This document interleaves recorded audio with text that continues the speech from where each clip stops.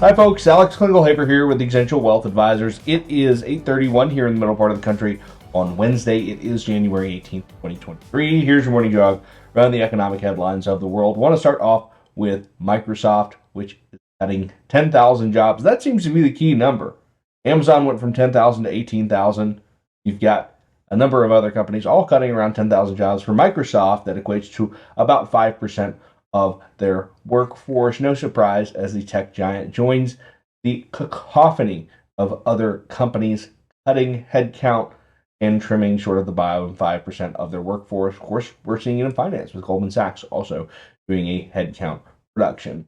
Listen, these companies have overhired for years. They are now taking some payroll out of the corporate structure. Those folks will be nicely compensated on their way out the door. Microsoft taking a $1.2 billion charge in restructuring. That's quite a lot of moolah going out to these folks. Listen, it is fine. It is not going to have a large effect on the economy just because tech firms are laying off some folks. These folks will then go and use their severance packages to start new companies, and the glorious structure of destructive capitalism will continue. Let's talk about the Bank of Japan, which overnight did not tighten their monetary policy, continuing to keep interest rate bands under control.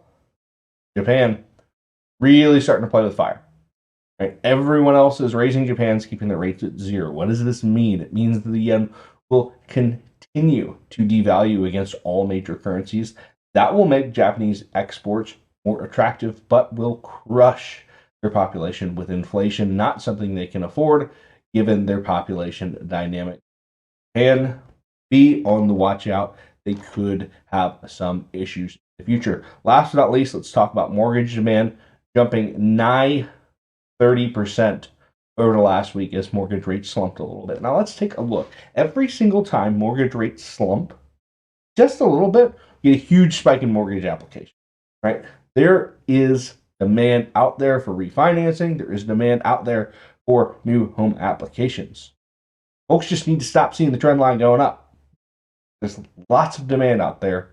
We just need slightly cooler rates, which we may get persistently the back half of this year once the Fed is done raising. Look out for that if you are looking at the home builders. If you want some additional info throughout the week, feel free to find me on the internet. I am out there.